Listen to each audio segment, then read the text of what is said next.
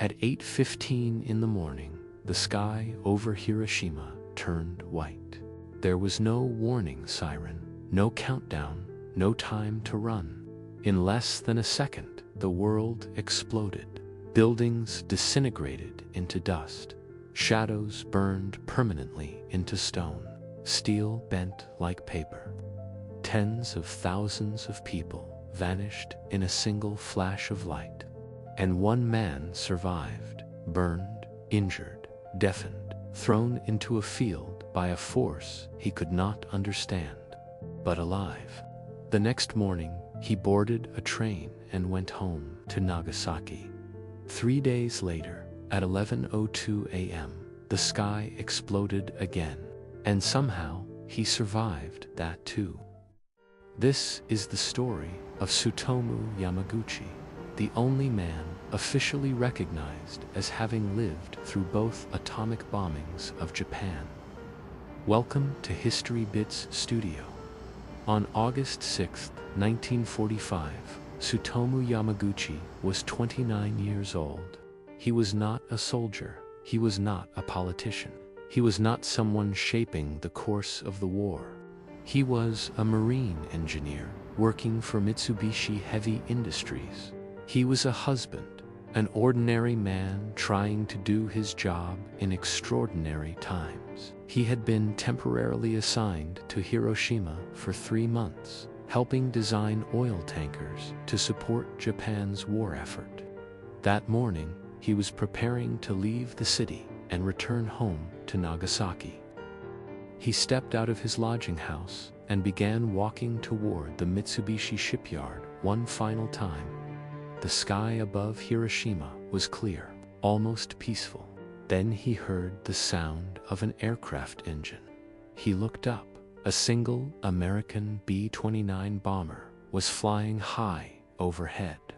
Air raid sirens had sounded earlier that morning, but were lifted when only a few planes were detected.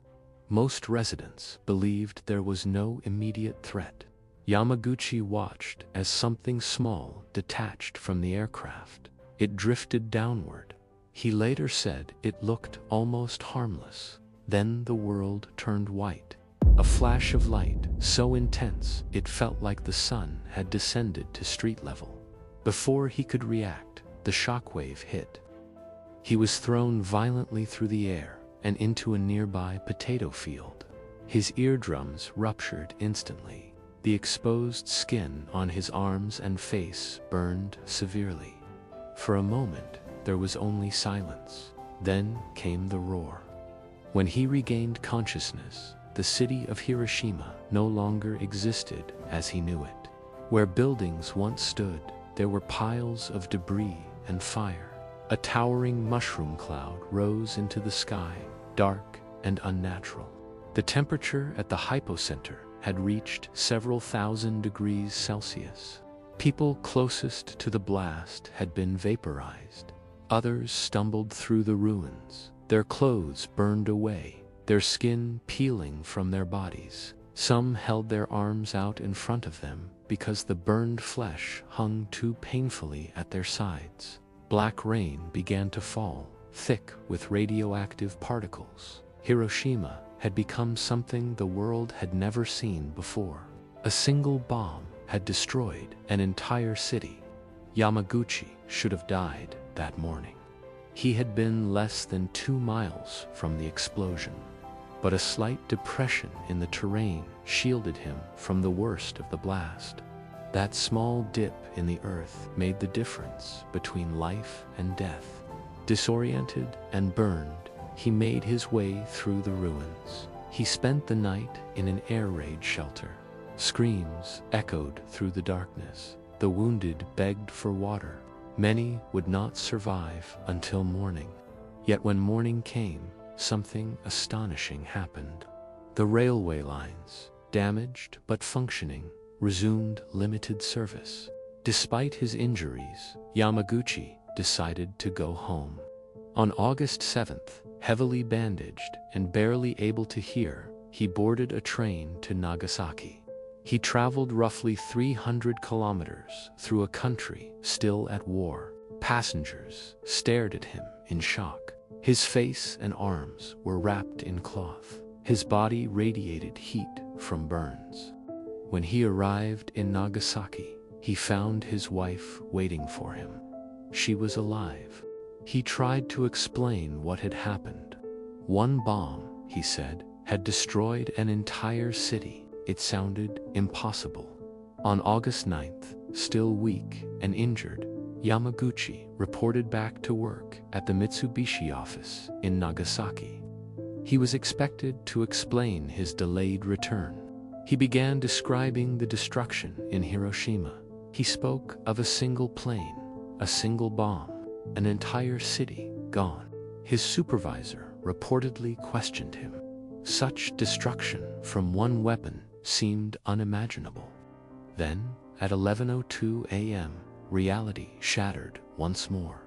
There was another flash, another blinding white light, another crushing shockwave. The second atomic bomb, codenamed Fat Man, detonated over Nagasaki. Yamaguchi was inside an office building at the time. The reinforced concrete structure absorbed some of the blast. Windows exploded inward. Glass sliced through the air. The building trembled as if the earth itself were breaking apart. Yamaguchi fell to the floor again. For the second time in 3 days, he watched the sky collapse. Nagasaki was engulfed in fire. Over 70,000 people would die as a result of that explosion. Yamaguchi survived. Again, the odds were beyond comprehension. 2 different cities, 2 separate atomic detonations, 3 days apart, and one man lived through both. But survival did not mean safety. Radiation exposure followed him home. In the days and weeks after the bombings, he experienced nausea, fever, and weakness. His burns worsened. Hair fell out. Like many survivors, he did not immediately understand the long-term effects of radiation. His wife also showed symptoms, likely exposed to radioactive fallout when he returned from Hiroshima. Many survivors, who appeared unharmed at first, later died from internal injuries and radiation sickness. The bombings of Hiroshima and Nagasaki ultimately killed over 200,000 people, either instantly or in the months that followed. The world had entered the atomic age. In post-war Japan, survivors of the bombings became known as hibakusha. They carried not only physical scars, but social stigma. Employers feared radiation contamination. Some believed survivors carried invisible diseases. Marriage prospects disappeared. Many hibakusha remained silent about their experiences for decades. Yamaguchi was one of them. He focused on rebuilding his life. He continued working as an engineer. He raised his children, but the memories never left him. The flash, the heat, the sound of cities collapsing.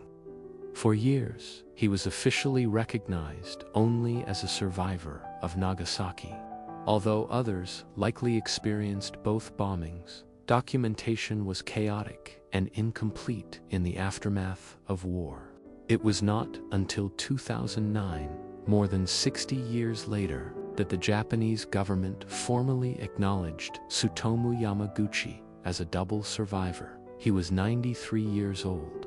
By then, he had begun speaking publicly. He wrote about his experiences. He gave interviews, not to relive trauma, but to warn future generations. He did not speak with anger. He spoke with urgency. He had witnessed the destructive power of nuclear weapons, not once, but twice. He understood what they meant beyond strategy, beyond politics. He had seen cities erased in seconds. He had walked through landscapes where shadows were burned into walls. When we talk about Hiroshima and Nagasaki, we often speak in numbers, casualty estimates, military calculations, geopolitical consequences. But history is not made of statistics. It is made of people.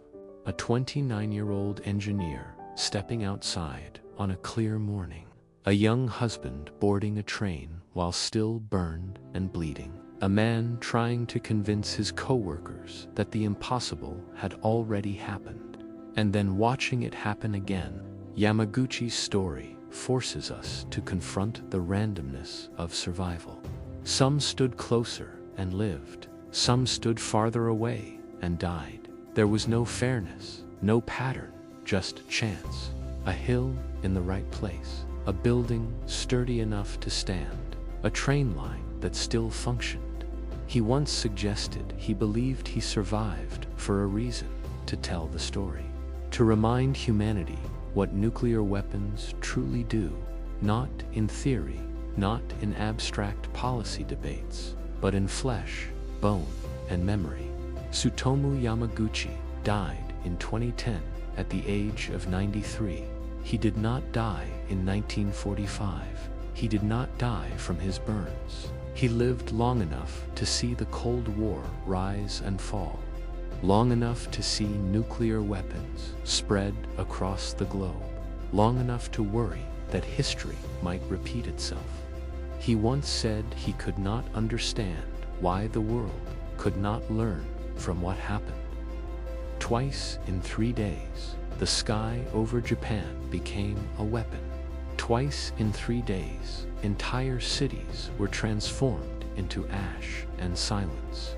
And one man walked through both apocalypses. His survival was extraordinary. But the lesson is not about luck, it is about responsibility. The atomic bomb ended a war, but it also gave humanity the power to erase itself. That power still exists. History remembers the explosions, but it should also remember the man who stood beneath 2 falling suns and lived to tell the story. Thanks for watching. This was History Bits Studio.